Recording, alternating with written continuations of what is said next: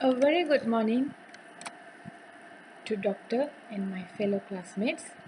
But the topic of my research is the effectiveness of using vocab city game in the teaching of vocabulary.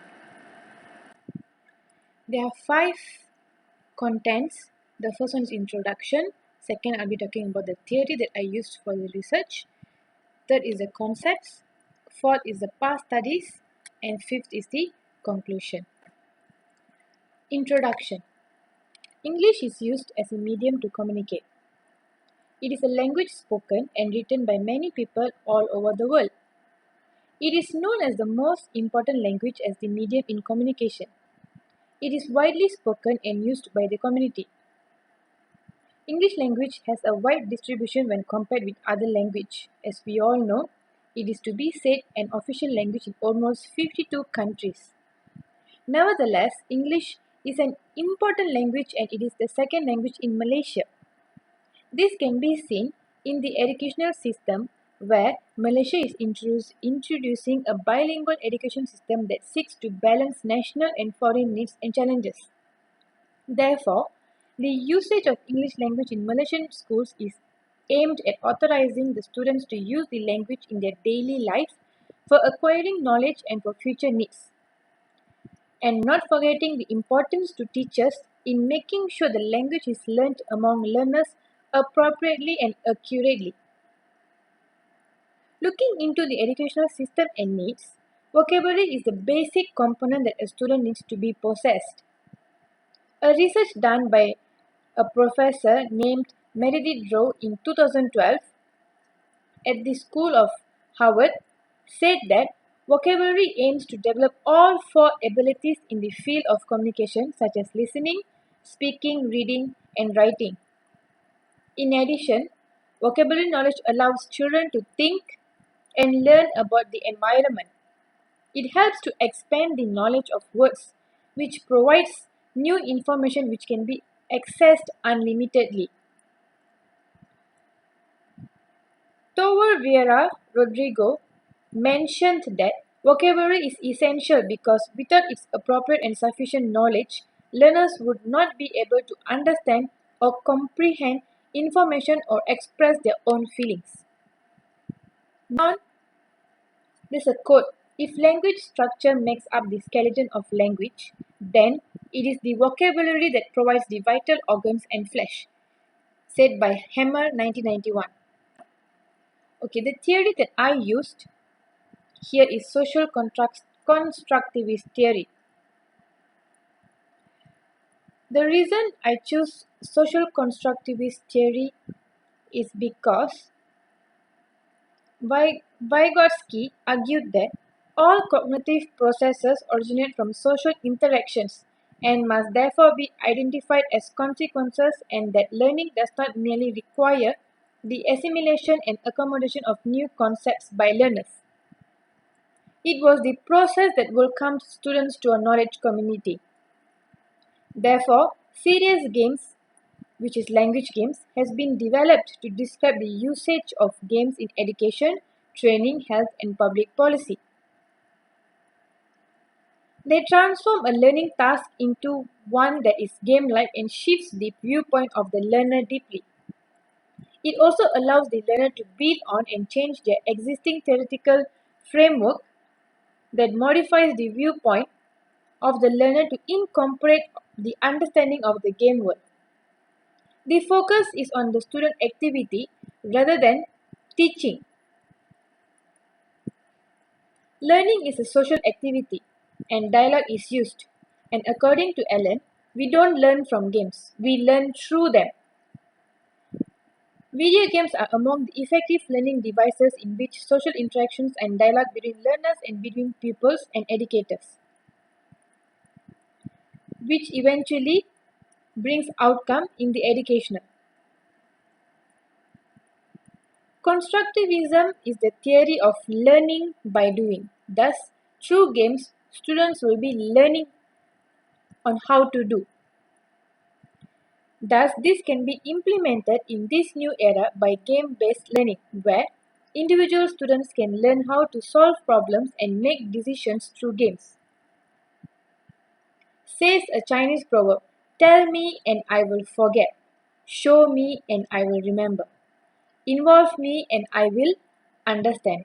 Involvements of students and staff should support learning with game-based learning resources rather than see it as a destructive burden. Thus, the game that I have planned and carried out has a very strong social constructivist theory in it. The concepts, I have four concepts. The first one is issues in learning vocabulary in the ESL classroom. I am focusing in ESL classroom because it is in Malaysian context.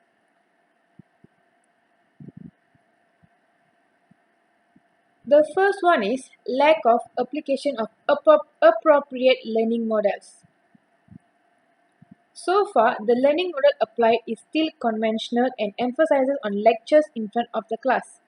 Judging from the aspects of teachers, ideally English subjects are accepted by teachers who master the discipline of English, but in fact English subjects at most Tamil national schools are forgiven by a teacher who is not basically from English degree. Another issue is teachers' learning method used by teachers. They are in learning activities, interest plays a very important role. If a student does not have a great interest and attention to the object being studied, then it is difficult to expect that the student will preserve and get good results from his study. On the other hand, when the student learns with great interest and attention to the object being studied, then the result obtained is better. Learner's self-confidence. If if learners does not have a good self-confidence, they will not be able to get a very large vocabulary no matter how fantastic a person's mastery of grammar. It will have an effect on the stagnation where we get deadlocked as if we want to buy a lot of stuff but our money is not enough to buy. Language anxiety. Anxiety has been identified as a normal emotional response in a foreign language classroom. Researchers have found that one-third of foreign language learners experience anxiety at moderate levels when learning foreign languages. Mother tongue interference. As we all know, in Malaysia, our first language is Bahasa Malaysia, and when it comes to national school, the first language is Tamil or Chinese. Thus, the interference of mother tongue is a very crucial problem in ESL classroom. The second concept is learning vocabulary using games. The introduction of games in the classroom is one of the strategies that can be used to combat frustration and exhaustion in the classroom. Players in fact also help to increase vocabulary. The premise of the game is an experience that you do to have a little fun. It encourages students to reflect on studying and they do not feel obligated to read. Game allows learners to obtain new insights that are not always available during a standard lesson in a foreign language. The curiosity of students in learning by games was noticed by U. Eberman 1998. He claims that games are a way of not only making students love and muse with the language they learn but also exercise it incidentally. Games has a special role in learning a second language. Teacher will benefit by incorporating games in the lesson by achieving their lesson objective. In fact, students will benefit more when this happens because learning takes place. Teachers can also achieve all the educational results by using games, especially when teaching vocabulary. Learning vocabulary has become crucial for English language learners, especially English as a second language learners, in order for them to sustain interest and enjoyment in learning. This eventually leads them to use the language and automatically encourages them to learn in a fearless and creative manner. To be succinct, games are known as an important and useful medium for acts that can be included in vocabulary lessons. The use of games in vocabulary teaching is a way to make the lesson or classroom more exciting, fun, and effective.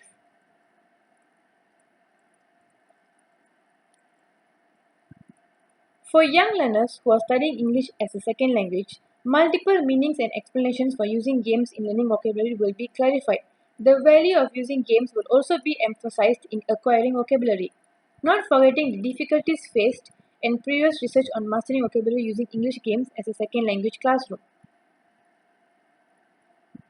The third concept is the importance of games in learning vocabulary to young learners in the ESL classroom.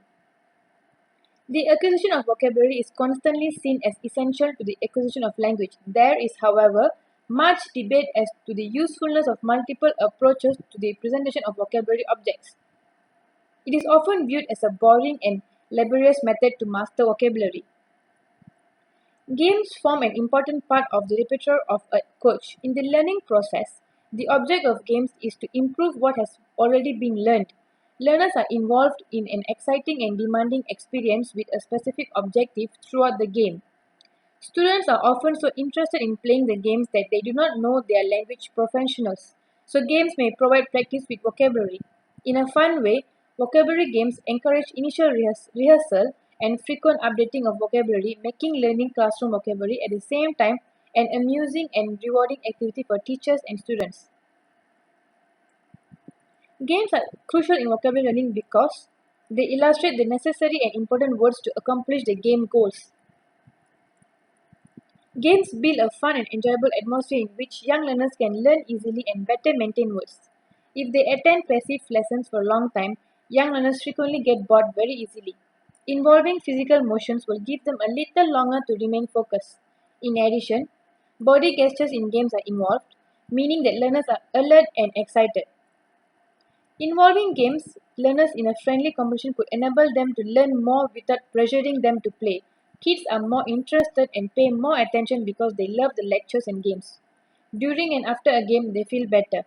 For them, the chalk and talk process can be torturous and dull. Thus, selecting the correct and better game will foster balanced classroom rival. The fourth concept is challenges of implementing games. There are several challenges whereby teachers of primary school learners should have a variety of creative games to sustain their attention span. Creativity is a vital aspect when choosing or designing the right games for students to learn or acquire vocabulary. The role of teacher plays a significant part here, ensuring that they talk and communicate in English even though the student asks or answers in their mother tongue. Besides that, teachers should never practice the habit of using mother tongue in the classroom. Students once have heard the teacher using the mother tongue, they will always expect the teacher to communicate using the mother tongue with them. Teachers should never allow or give that space to their students. Despite of any circumstances, teachers should only communicate in English with their students. They can also use pictures to elaborate or explain. This will eventually make the student to understand that they have to use and learn the language in order to communicate in the lesson or classroom. Teachers' negative perceptions of the use of games in the teaching process and learning also influences the practice of teachers in implementing learning approaches through game design. Teachers feel games design activities are something that is difficult to do. This is because these teachers do not have the knowledge in creating games and platforms to design games. Although there are various authoring tools that can help novice and child users to design games, teachers give reasons they do not have time to explore and learn on their own before practicing to their students due to the workload that they have now.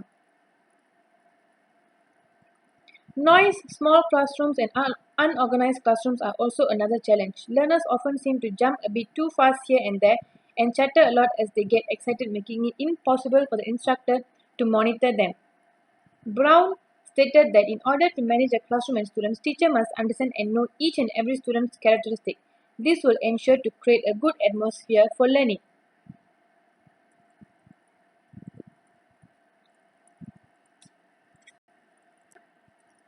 Past studies. There are many past studies that are done on games, but there are different type of games. I looked at Dihan Reed Kuada 2010, whereby she used music video game, and her research findings was she saw that study proved learners remembered the words. Another study was done by Katiwada 2013.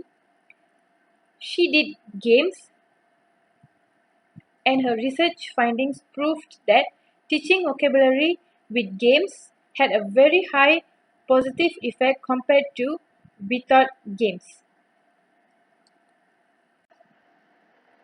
Picture is worth 1,000 words.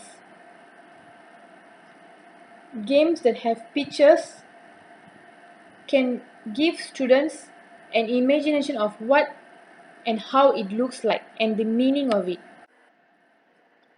The conclusion is to effectively promote learning, games should always be included in the learning.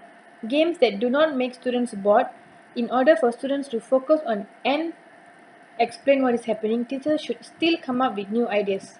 One new innovation will be the Vocab City game, which is the game that I designed myself, which will make studying vocabulary even more fun in the ESL classroom. Currently, without time for reflection, learning cannot happen. Teachers should observe the usage of vocabulary by students so that the structure and rules of the game do not take on a higher rank than studying. Of the Vocab City game that I mentioned. So there are cards. Students need to move,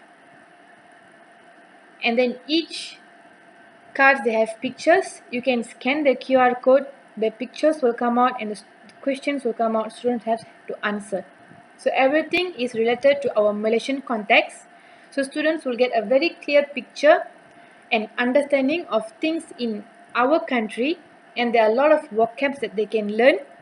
If they do not know or have an idea of what is it, the QR code that they're going to scan, the image will come out, the sound will come out, so that will give them a better understanding to answer the question. So this is the template of the Vocab City game that I've mentioned. That's all from me. Thank you.